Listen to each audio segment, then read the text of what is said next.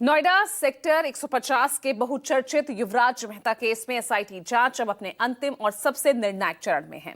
SIT ने 450 पन्नों की अपनी रिपोर्ट तैयार कर ली है और जल्द ही सीएम योगी को सौंप दी जाएगी। इस रिपोर्ट में किसकी लापरवाही से इंजीनियर की मौत हुई, क्या ये अब साफ होगा? ये अब देखना है।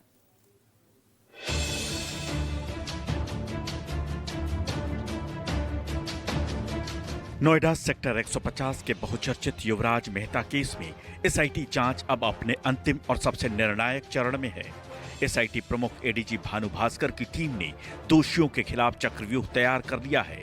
इस रिपोर्ट में उन लोगों के खिलाफ पुख्ता सबूत हैं जो प्रत्यक्ष या अप्रत्यक्ष रूप से युवराज की मौत का कारण बने।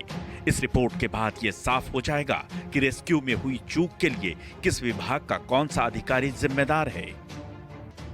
करीब 450 पन्नों की ये रिपोर्ट आज सीएम योगी आदित्यनाथ को सौंपी जा सकती है।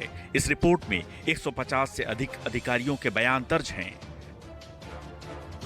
इससे पहले नोएडा प्राधिकरण के सेक्टर 6 स्थित दफ्तर में शनिवार को सुबह से ही हलचल तेज रही।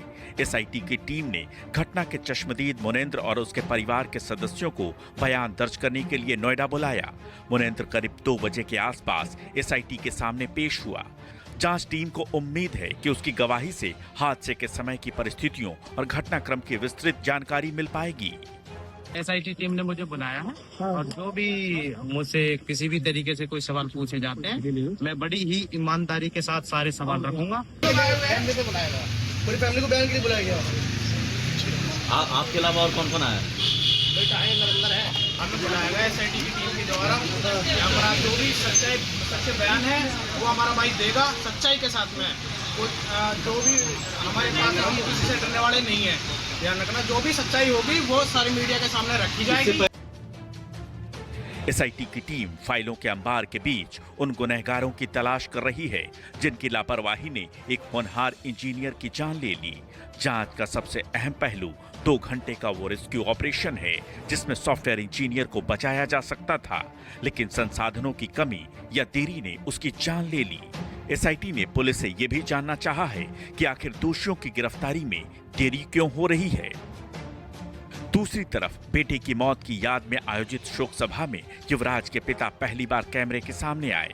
उन्होंने न केवल मीडिया और सरकार का शुक्रिया अदा किया बल्कि उस 2 घंटे की लापरवाही का काला चिट्ठा भी खोल दिया जिसने उनके बेटे को उनसे हमेशा के लिए छीन लिया। उसने हमें जरूरी बचाव कार्य के लिए लगभग 2 घंटे का पर्याप्त समय दिया और मौका दिया, लेकिन बचाव दल ने बहुत लापरवाही दिखाई और मेरे बेटे को भगवान भरोसे छोड़ दिया, जबकि युवराज को आसानी से बचाया जा सकता था। हम युवराज को तो कभी भी न्याय नहीं दिला सकते क्योंकि वह अब कभी वापस नहीं आएगा, लेकिन यह जरूर चाहते हैं कि इस पूरे घटनाक्रम में हुई लापरवाही के लिए जिम्मेदार लोगों पर कठोर से कठोर कार्रवाई की जाए और ये सुनिश्चित किया जाए कि भविष्य में कोई दूसरा युवराज इस प्रकार की त्रासदी न झेले। युवराज के पिता ने बताया कि जल जमाव वाले उस अंधेरे गड्ढे में गिरने के बाद भी युवराज ने मौत को 2 घंटे तक रोके रखा।